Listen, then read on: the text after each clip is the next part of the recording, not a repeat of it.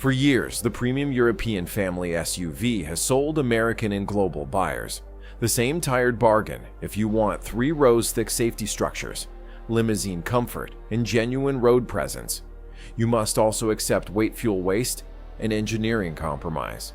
And when legacy brands finally tried to electrify these oversized machines, they did not solve the problem. They simply replaced one burden with another. The gasoline bill became charging anxiety. The mechanical bulk became battery mass.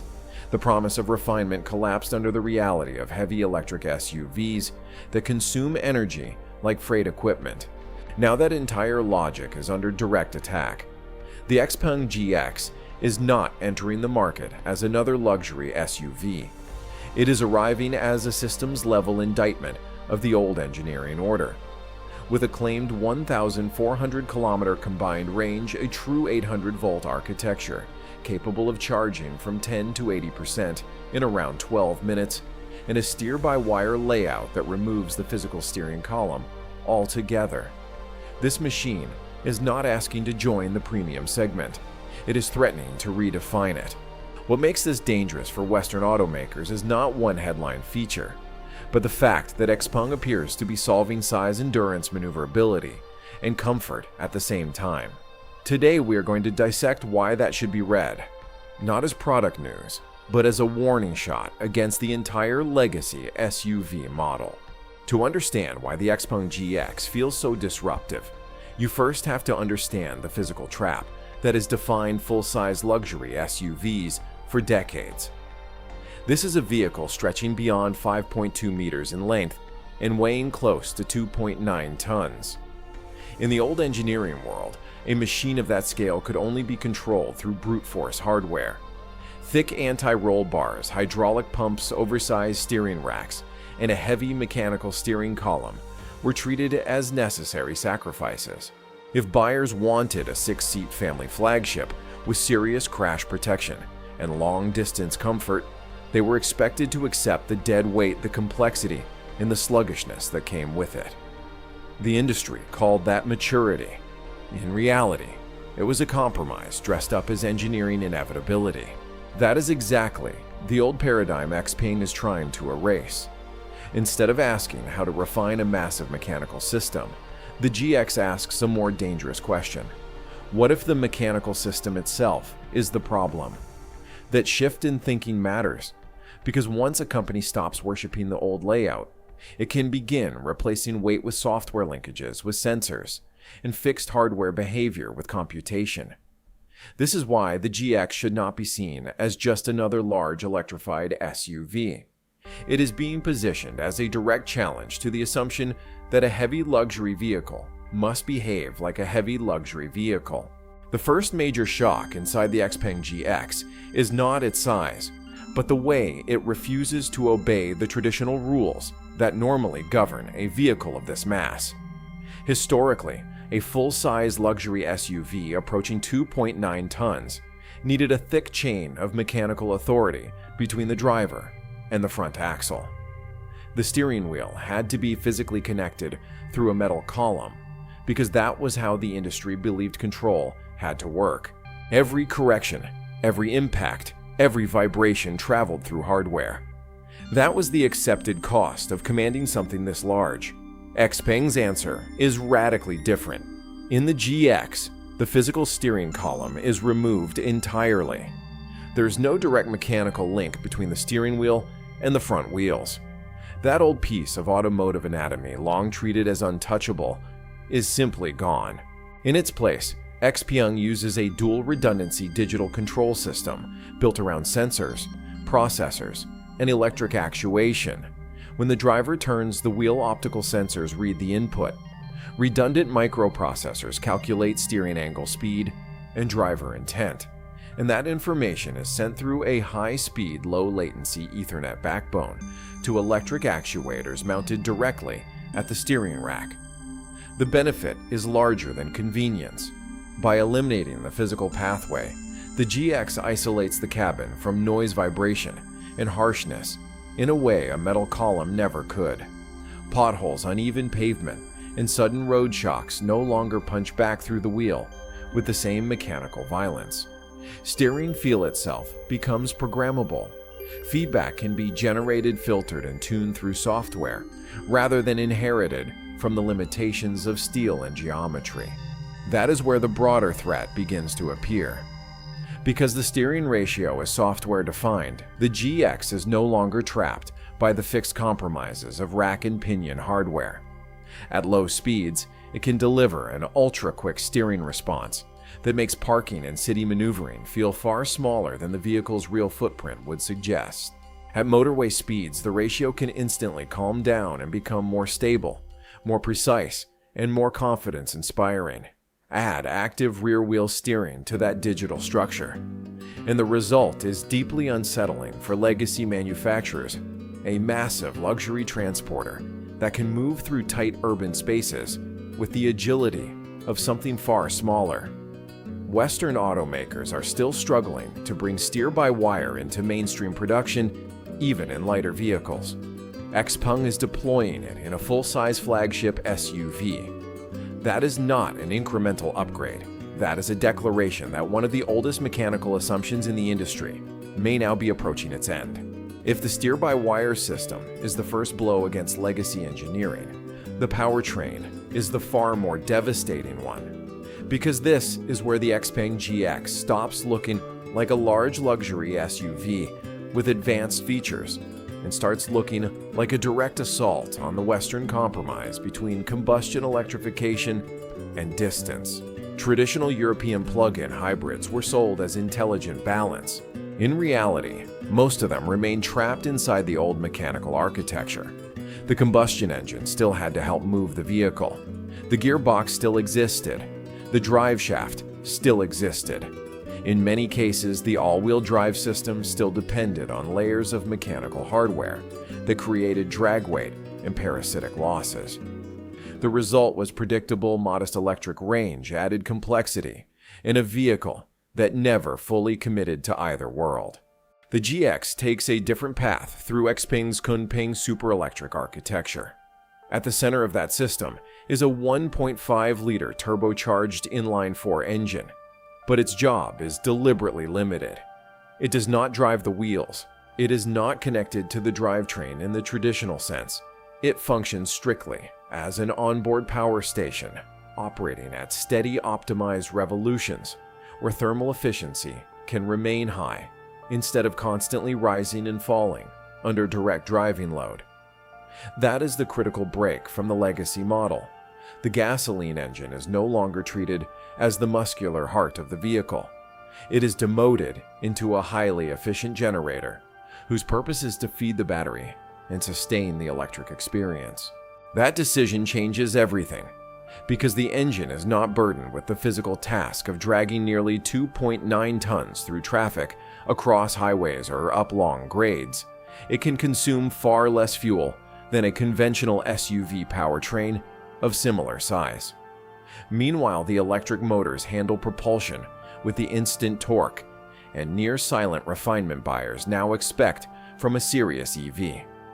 According to the logic of the system presented here, that is how the GX reaches a claimed combined range of around 1,400 kilometers.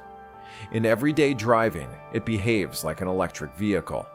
On long journeys, it carries its own answer to the charging problem. And when a fast charger is finally available, the true 800-volt architecture allows the battery to move from 10 to 80% in roughly 12 minutes. That combination is what makes the GX dangerous.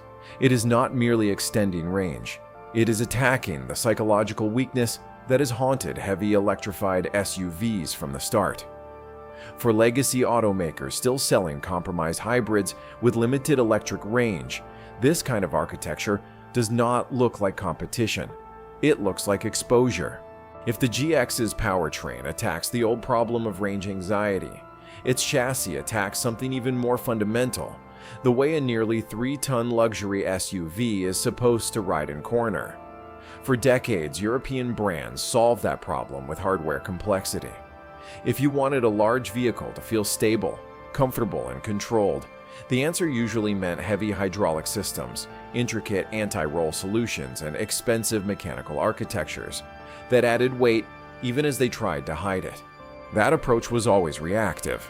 The vehicle encountered the disturbance first, and only then did the suspension attempt to contain the damage. XPeng's answer is far more unsettling for legacy manufacturers because it shifts the battle away from brute mechanical force and into software sensors and predictive computing. The GX is described as using a fully integrated AI-driven digital chassis that links the powertrain, the steer-by-wire system, and the active suspension under one central computational brain. An array of LiDAR sensors and high-definition cameras scans the road surface ahead, reading potholes, speed bumps, and imperfections before the tires even reach them. That matters because the suspension is no longer merely reacting to impact. It is being instructed in advance. Through a high-speed internal network, the system can pre-adjust air suspension settings and continuous damping control for each individual wheel in milliseconds, changing stiffness before the disturbance reaches the cabin. In theory, that allows the GX to neutralize harshness before passengers ever feel the full event. It is a very different philosophy from the old luxury formula where comfort was often achieved by building a softer response to a hit that had already happened. The deeper implication is architectural.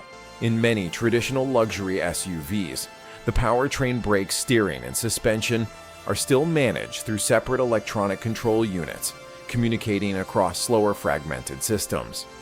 XPeng's approach, as presented here, is centralized and algorithmic.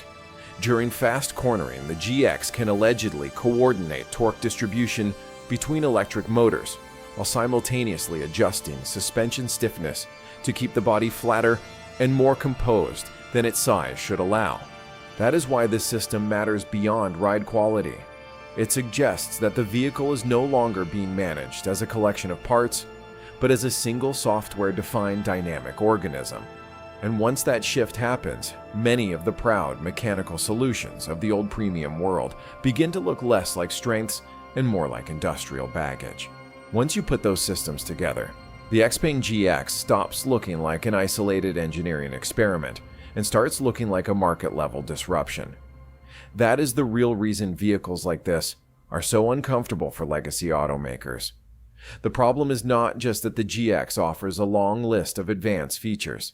The problem is that those features combine into a package aimed directly at one of the most profitable segments in the global auto industry, the large premium family SUV. This is the category where brands built reputations on prestige, comfort, and engineering authority. But if a new entrant can offer electric-style refinement, extreme long-distance usability, digital chassis intelligence, and urban maneuverability in one machine, then the old argument for paying a premium purely for European lineage begins to weaken very quickly. That is why international expansion matters so much in this story. A system like this is not only interesting in a domestic Chinese context, it is especially threatening in markets that value engineering efficiency over nostalgia. The logic is obvious.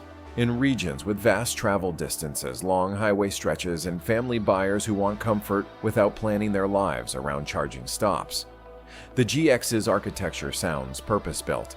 It promises the quiet smoothness of an EV in daily use, but without forcing the owner into the traditional trade-off that has defined large electric SUVs so far. In other words, it does not merely compete against existing premium SUVs. It attacks the assumptions that made those vehicles defensible. That is how a product becomes a fracture line. Once consumers see a vehicle that appears to solve multiple contradictions at once, the question is no longer whether the old brands still build desirable machines. The question becomes whether they are still setting the technical agenda at all. And that is a far more dangerous question for the legacy industry. This is the point where the story stops being about product engineering alone and becomes something much larger: industrial defense. Because when a vehicle like the XPeng GX begins to look technologically superior in multiple categories at once, the response is no longer limited to design studios and R&D departments. It reaches regulators, trade officials, and national policy. That is why the North American reaction matters. The United States and Canada have moved toward aggressive tariff barriers against Chinese electric vehicles, and there is growing pressure to restrict or outright block Chinese automotive software and connected hardware from entering the market. On paper, those actions are framed around security and strategic caution. In practice, they also function as protective walls around a domestic industry that is struggling to match this level of integration endurance and software-led vehicle architecture. That is the uncomfortable implication running beneath the surface of this vehicle. If Western automakers could already offer a genuinely competitive answer, a full-size premium SUV with this kind of range logic, this kind of charging speed, this kind of digital steering, and this kind of predictive chassis intelligence, then the political urgency would look very different. But when a foreign entrant appears to be moving faster than the domestic incumbents, tariffs stop looking like mere trade tools. They start looking like time-buying devices. Economic fortresses are built when market competition begins to feel like technological exposure. And that is why the XPeng GX is such a dangerous symbol. It suggests that the coming battle is no longer just over who sells the next luxury SUV. It is over who controls the next engineering standard, and whether North America is preparing to lead that transition or merely trying to slow it down. The XPeng GX is not merely another luxury SUV entering a crowded market. It is a moving declaration that several pillars of the old automotive order are beginning to collapse at the same time. Heavy gearboxes, mechanical steering columns, reactive chassis systems, and the permanent excuse of range anxiety are no longer being treated as unavoidable facts of engineering. They are being treated as outdated constraints waiting to be removed. That is what makes this vehicle so important. It does not simply present a new product. It presents a new hierarchy of priorities, one where software, electrical architecture, and systems integration matter more than the old prestige of legacy hardware. Legacy automakers may still shield themselves behind tariffs, regulation, and brand heritage for a few more years. But those defenses do not change the deeper reality. Once the global market begins to recognize a superior technological model, the old prestige narrative starts to weaken. And when that happens, the premium European SUV is no longer the unquestioned ruler of this category. It becomes the incumbent being challenged by a digital rival that is rewriting the rules in public. The old throne has not just been shaken, it has been claimed by a new kind of machine,